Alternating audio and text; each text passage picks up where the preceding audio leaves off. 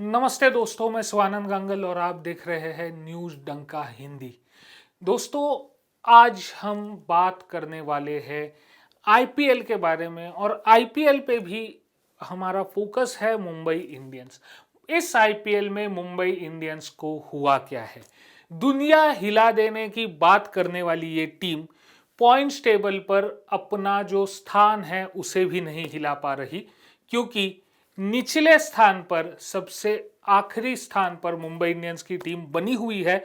सबसे consistent team हम उसे कह सकते हैं, क्योंकि कंसिस्टेंटली उन्होंने अपना आखिरी जो पायदान है वो कंसिस्टेंटली उन्होंने कायम रखा हुआ है।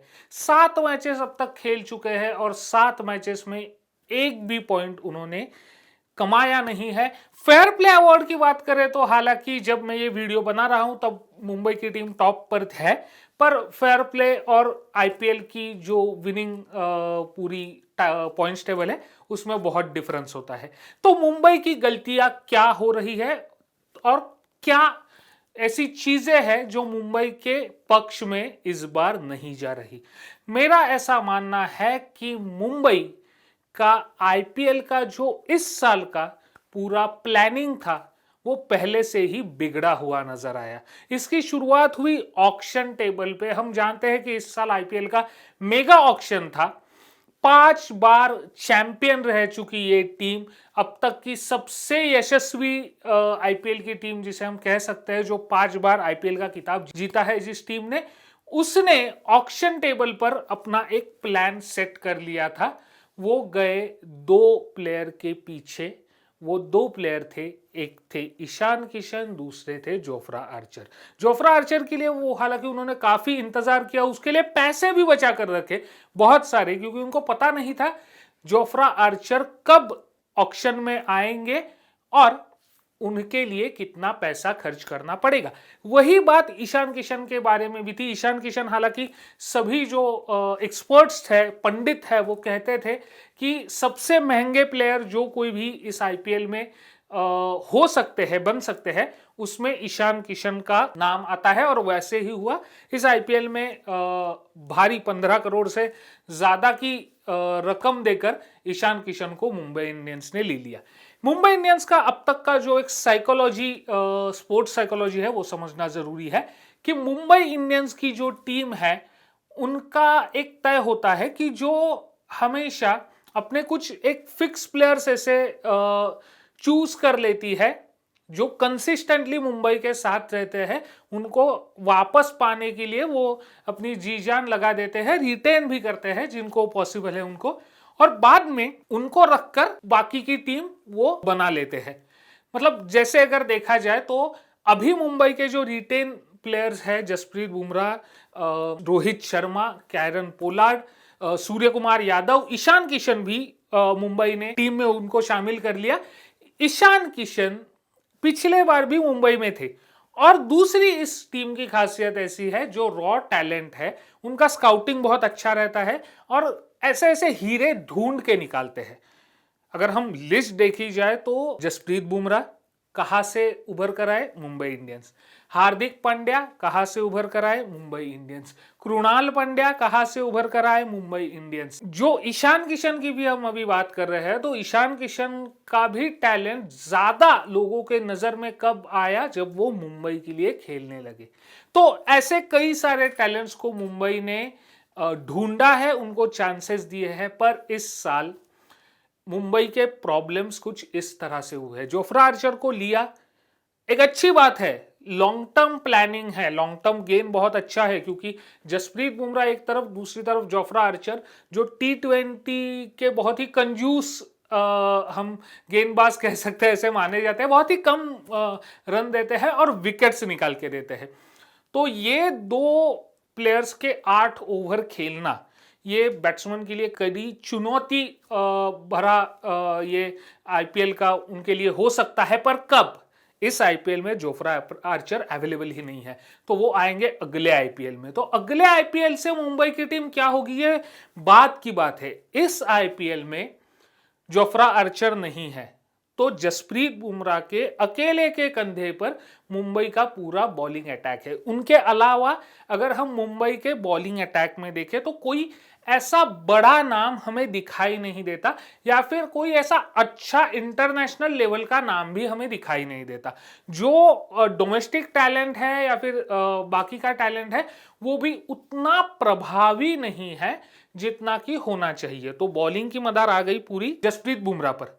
दूसरी बात, मुंबई का एक जो उनका विनिंग कॉम्बिनेशन था जिसके सहारे उन्होंने जो 5 टाइटल्स थे उसमें कई टाइटल्स जीते, तो वो में एक बात बहुत साफ थी कि उनके ऑलराउंडर्स, कायरन पोलार्ड तो है, उसके साथ हार्दिक पांड्या थे, कृणाल पांड्या थे, जो 3 ऑलराउंडर मुंबई को मिले थे वो ऑलराउंडर बहुत ही अच्छी तरह से थे। उसके अलावा कोरी एंडरसन एक बार उनके खेमे में थे, या फिर मिशेल मैकलेगन उनके साथ खेलते थे, वो भी थोड़ा बहुत ऑलराउंडर के मतलब थोड़े से रन तो बना लेते थे। तो ऐसी जो टीम का स्ट्रक्चर था वो इस साल नहीं है।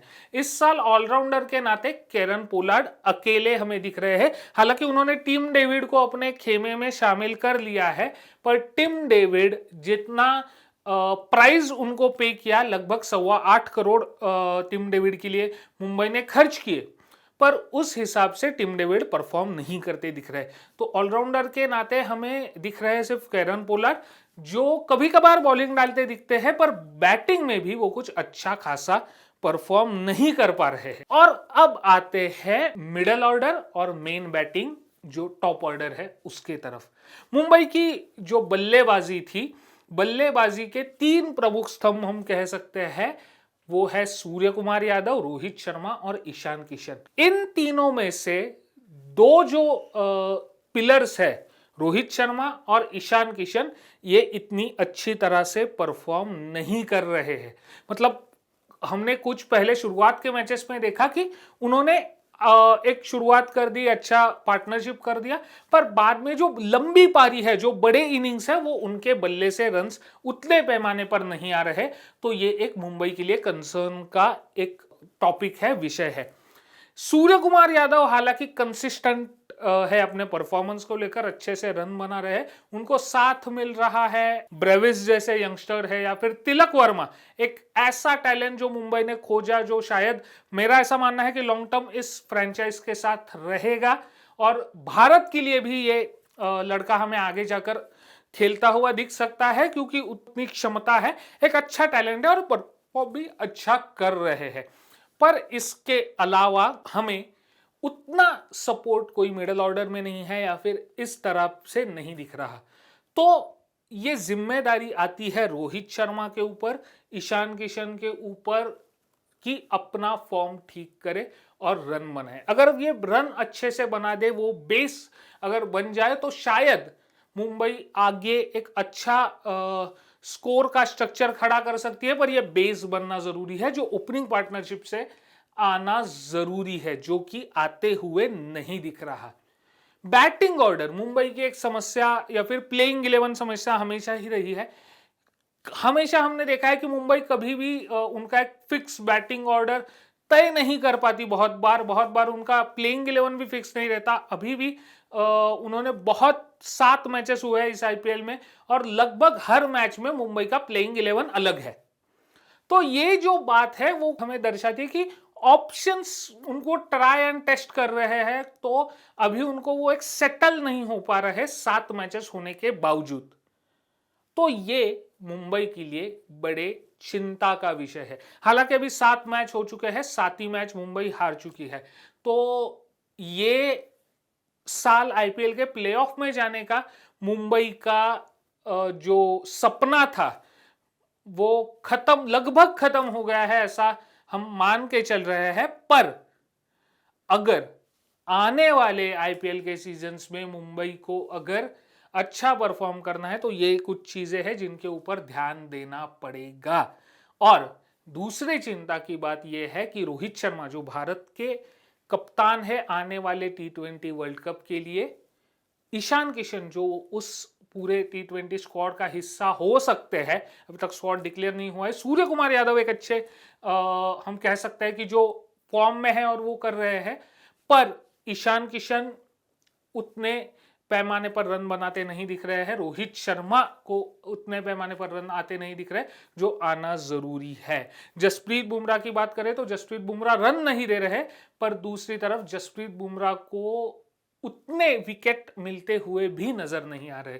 तो ये जो चीजें हैं जिसके ऊपर मुंबई को कंसंट्रेट करना पड़ेगा और अपना खेल आने वाले जो मैचेस है उनमें सुधारना पड़ेगा, एक अलग ऊंचाई पर उसको ले जाना पड़ेगा, उस पर सुधार करना होगा। तो ये था पूरा जो हमने पोस्टमार्टम किया कि मुंबई का क्या गलत हुआ। तो शुरुआत तो ऑक्शन से हुई, पर खैर अभी ऑक्शन में जो मैनेजमेंट थी और उनके जो पूरे स्टाफ था, सपोर्ट स्टाफ और ये सब, उन्होंने जो डिसीजंस लिए, जो अवेलेबल बेस्ट था वो लिया है। तो अभी ये जो है उसी के साथ चलना है, और ये अगर चलना है तो अच्छे से चलने की कोशिश टीम को करनी चाहिए। हालांकि ड्रेसिंग रूम और ये सब का उनका एटमॉस्फेयर बहुत ही हेल्दी रहता है, अच्छा रहता है, ये हमने देखा है। रोहित शर्मा रन नहीं बना रहे और ये, पर वो रिस्पॉन्सिबिलिटी ले रहे हैं, he is leading from the front. तो ये कुछ अच्छी बातें टीम के बारे में है। मैं ये नहीं कहूंगा कि बहुत ही बुरी टीम है, पोटेंशियल वाली टीम है, अच्छी टीम है, पर ये जो कुछ गलत हो रहा है उसको सही करने की जरूरत है। हम आशा करते हैं कि ये वीडियो आपको पसंद आया होगा, और अगर आया है तो इस वीडियो को लाइक कीजिए, ज़्यादा से ज़्यादा लोगों तक इसको पहुंचाइए, इसको शेयर कीजिए। कमेंट्स में आपके जो प्रतिक्रियाएं हैं वो हमें ज़रूर बताइए, और न्यूज़ डंका के इस हिंदी चैनल को सब्सक्राइब करना ना भूलें। जल्द ही मिलेंगे नए एक वीडियो के साथ, तब तक के लिए धन्यवाद।